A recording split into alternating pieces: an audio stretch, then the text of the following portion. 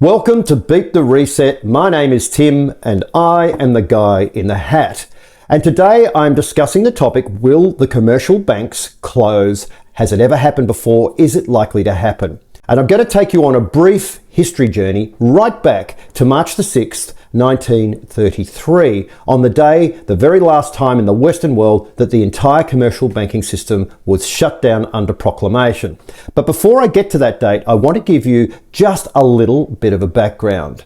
After the Roaring Twenties and the credit boom, where commercial banks had issued credit en masse, it led, of course, to people starting to lose confidence in the system, especially when the common man couldn't actually pay back all the credit, which, of course, as I mentioned, was the Roaring Twenties, all the opulence and parties and celebrations that, of course, came about after a 4-year war that had happened many, many years earlier. The people needed some kind of reprieve. The economy needed some kind of boost.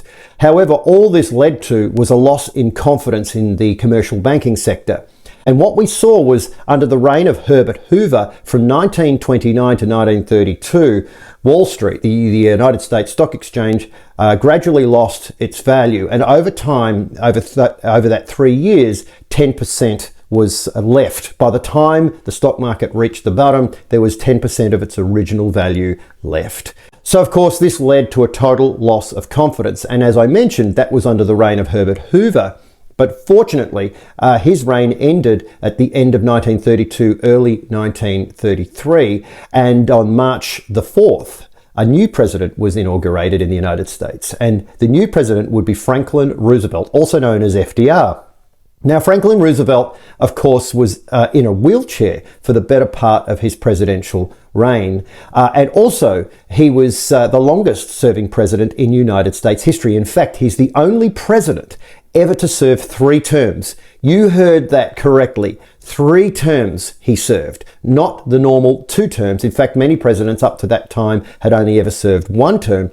And the reason he could serve 3 terms is because the 25th Amendment hadn't been altered until 1952, preventing presidents from serving more than 2 terms. So his presidential term was quite lengthy, and the reason I mention that is because, of course, he saw out the what they call the New Deal, the Emergency Banking Act, and of course he served his presidential reign during the war years, the Second World War, and he died in the April of 1945, nearing the end of the Second World War. So his presidential reign saw some of the most legislation ever passed. In fact, I think it is still to this day unrivaled, and huge changes to the direction of the United States, which began under his inauguration on March 4, 1933.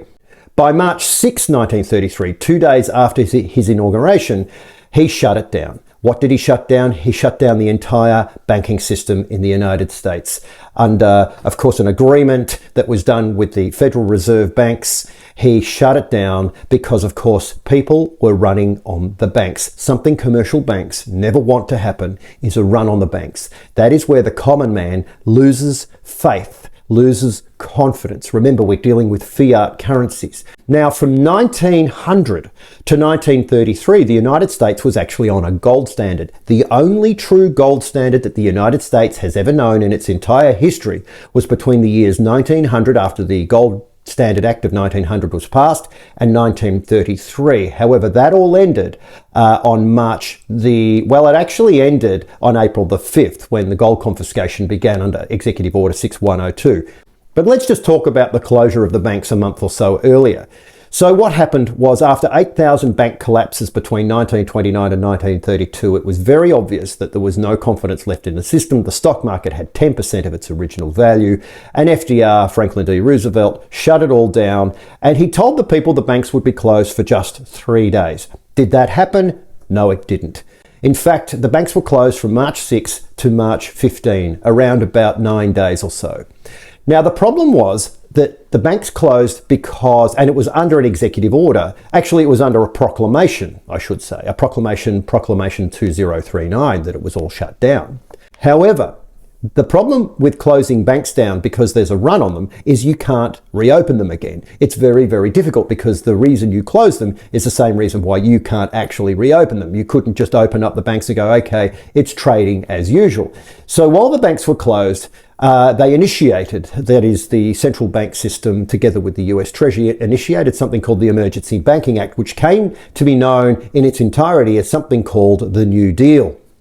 This led to enormous legislative changes, the first of which was trying to figure out how to reopen the commercial banking system. So what Franklin Roosevelt decided was that we would need, or he would need, to license the commercial banks. So there needed to be a licensing system in order for them to reopen under slightly different circumstances. So, of course, while the banks were all closed, they needed to apply for a license to reopen. The problem with that system, it took time, of course, in 1933. Everything was done by mail, everything was done by post, slow. Meanwhile, the man in the street was going out of his mind trying to get to his cash in the bank. Well, as it turns out, not all banks were reapproved to reopen. In fact, the licensing system saw that 2,000 commercial banks, a further 2,000 banks, would never reopen. So that's now 10,000 banks between 1929 and 1933. Now, of course, eventually the banks did reopen, and they had to reopen in a certain order, and there were certain regulations around what people could do, what the common man was able to do in terms of coming into the commercial bank, how much the common man could take out, how many people were allowed in the banks at any one time. And of course, this left people absolutely desperate, unable to pay for things. Now, what happened was the retail sector was also suffering because, of course, of something called velocity, the amount of movement of a single dollar within the system. The dollars had started to slow down because they simply weren't flowing into the retail sector. So the retail sector took it into its own hands to issue credit. This is back in 1933. So the common man had suffered not only the crash of the New York Stock Exchange and, of course, the complete decimation of the commercial banking system on March the 6th, but now we're looking at paying for standard everyday goods, bread, milk, and so on, using lines of credit issued by a retail institutional retail business. So this, of course, was problematic because the man in the street had no cash to give to the retailers. The retailers had to do everything on lines of credit in the hope that when the banking sector refired up on March the 15th, that everything would be okay. Well, of course, it wasn't okay. 2,000 commercial banks disappeared. And of course, by the time the banking system started to open up, there was a total loss in the US dollar altogether, which led, of course, Franklin Roosevelt to the very next dystopian decision, and that was under Executive Order 6102, which is basically emergency rushed legislation. They created something called the Gold Confiscation Act of 1933, which is basically its pseudonym. Essentially, Executive Order 6102 was initiated on April the 5th, 1933, and ordered that all gold bullion be brought back, in terms bullion coins as well, be brought back to the government/commercial banking system and handed into any bank. Now, of course, that put a lot of pressure on the common man because this was all he had left in terms of wealth. He'd already lost confidence in the banking system. The commercial banks were all but closed anyway. Many people were running on lines of credit, and now, of course, their only store of wealth, which was within precious metals, gold, and of course silver. Now, silver wasn't confiscated until later in 1934. However, gold was ordered to be brought back to the banking system and given and handed over. So from April the 5th to around about May the 9th or May the 10th or so on, there was people had to bring their gold back to the banks. You had to, first of all, the government had to know that you had it. And of course, in those times, the government had no idea if you had gold or not. It was simply up to you to hand it over. However, there were ramifications if you decided to hang on to it. So if you decided to keep your gold, you could be prosecuted under law that was essentially, well, the exact law that you would be prosecuted under was trading secrets with the Enemy Act of 1917, which was an act that was passed during war times, of course, to weed out terrorists. So not only had you witnessed the crash of the stock exchange from 29 to 32, not only had you witnessed the closure of most of the commercial banking system, not only had you witnessed the introduction of an Emergency Banking Act and the gold confiscation, but now if you didn't take it back, you were essentially classified as a terrorist and prosecuted as such.